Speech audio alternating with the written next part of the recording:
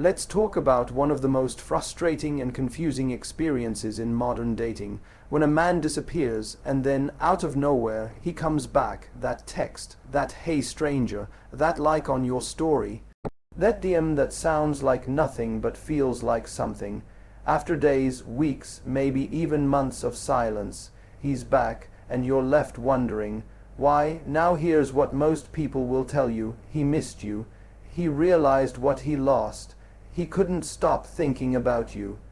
And maybe there's some truth to that, but the real reason goes deeper. The real reason has less to do with you and more to do with him. See, when a man pulls away and then returns, it usually means something shifted in his world. Maybe the person he chased after didn't give him what he thought he wanted. Maybe he expected the grass to be greener elsewhere and discovered that it wasn't even real grass. Maybe the silence he created didn't feel as empowering as he expected. Or maybe, just maybe, he thought you would still be there when he came back. You see, some men don't leave thinking they're leaving forever. They leave thinking you'll wait, that you'll still be reachable. That if they come back around, you'll pick up where things left off.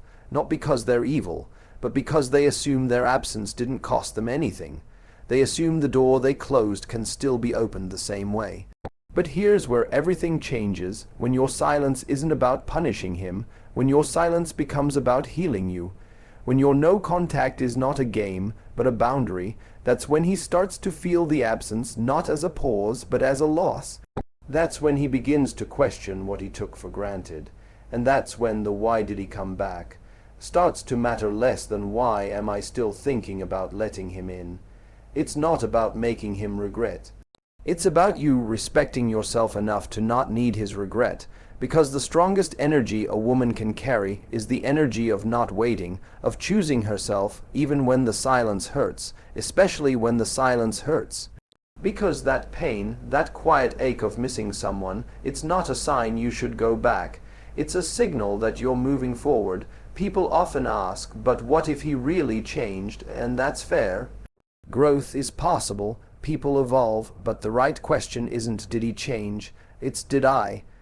Because if the version of you that existed when he left is no longer here, then the relationship, the dynamic, the old patterns, they're no longer welcome either. When he comes back, it's easy to romanticize the return, to read it as a compliment, as proof of your worth. But your worth was never in question. The test isn't whether he comes back.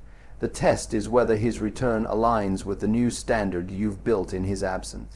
Because while he was figuring things out, you were finding your power. You were learning to be at peace with your own company. You were untangling your emotions, rebuilding your routine, rediscovering who you are without the weight of his inconsistency. That process, that growth, that's sacred. Don't give it up just because someone remembered what they left behind. And here's the twist. Sometimes a man returns not because he wants a future, but because he wants reassurance. Reassurance that he still has access, that he still holds some power in your mind. Don't confuse curiosity for commitment. A message at midnight isn't a plan. A compliment isn't a promise. A "hey stranger" isn't a confession. If he can't offer clarity, he doesn't deserve your vulnerability. You are not a stop on his journey of self-discovery. You are not a comfort zone he can revisit when the world outside feels cold. You are not a placeholder while he makes up his mind. You are a choice, a consistent one, and if he didn't choose you when he had you, it's not your job to prove you're still worthy of being chosen now. Sometimes closure doesn't come in the form of an explanation.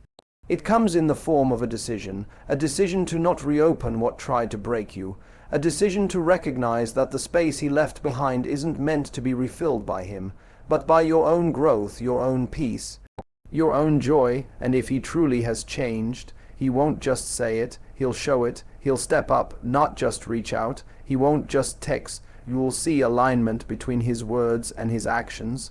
You won't have to wonder what he means, because he'll make it clear. You won't have to ask if he's serious, because the effort will be undeniable, and if that doesn't happen, then the return was never about love, it was about ego. Let's be honest, sometimes the hardest part isn't letting go of someone. It's letting go of the hope of what they could have been, the potential, the idea, but you can't build a future on potential. You build it on presence, on consistency, on truth, so the next time he comes back, and he will, the real question isn't why is he here again? The question is this aligned with who I've become? Because a man can only return to what still exists. And if the woman he left behind no longer lives here, then his chapter in your life is already closed. Let him come back. Let him see the difference. Let him realize he was never walking away from someone who needed him. He was walking away from someone who was still discovering she didn't. And now that she has, she's not waiting, she's choosing, and that changes everything. When a man returns after a period of silence, the instinct is to believe it's because he finally realized your worth. And while that narrative feels good, it's not always the truth. In many cases, his return has less to do with love and more to do with ego, loneliness, or the desire for familiarity. It's not that he's had a deep transformation. It's that the world outside didn't offer what he expected. And now he's circling back to see if the door is still open. Men, like anyone, are creatures of habit and emotion. When they leave, they often assume that time and space will work in their favor. They imagine you'll still be emotionally accessible when they return. Not because you're weak, but because they count on your empathy. They count on the fact that your heart was open once, and that maybe, just maybe, it still is. And when they come back, it's often not with a clear plan or an evolved understanding of love. It's with a simple question in their mind, do I still have access? This is where many people get confused, because the return itself feels like validation. It feels like proof that your silence worked. But here's the truth. The return is not the reward. Your peace is, your healing, your standards, your emotional clarity. Those are the real victories. Because if someone comes back only to offer the same inconsistency, then their return is not a compliment, it's a test. Sometimes a man comes back because he's lonely, bored, or uncertain about his other options. Sometimes he comes back because he remembers the comfort of your presence, the safety of being understood, the ease of your support, the way you made him feel seen. But none of that means he's ready to offer you what you deserve. Don't mistake familiarity for intention. Don't assume a message means momentum. A late night text isn't the same as showing up in the light of day. A compliment is not a commitment. His words may sound sweet, but if they're not backed by consistent effort, they're just echoes of the past. The mistake many women make is thinking, he's back, so something must have changed. But what if nothing did? What if the only thing that changed is how much more grounded, self-respecting, and clear you've become in his absence? The real shift happens not when he returns, but when you realize you no longer need his return to validate your worth. When his presence doesn't shake your boundaries because you've already built something stronger than a text message, self-respect. So yes, he might come back. But before you let him back in, ask yourself, is this comfort? Or is it growth? Is this effort? Or is it ego? Because love isn't proven by who returns. It's proven by who stays and shows up with clarity, consistency, and care. When someone pulls away, especially someone you deeply cared about, it can feel like rejection. Like something was wrong with you. But what if the silence wasn't a punishment? What if it was an invitation, not to chase, not to convince, but to evolve? To rediscover the parts of yourself that may have gotten lost in the noise of overthinking, people, pleasing, or waiting for someone to choose you. No contact isn't just a dating strategy, it's a healing space. It's a boundary that says, I refuse to be part of a dynamic that confuses me more than it fulfills me. And the moment you stop reaching out, not to manipulate, but to protect your peace, you begin to shift.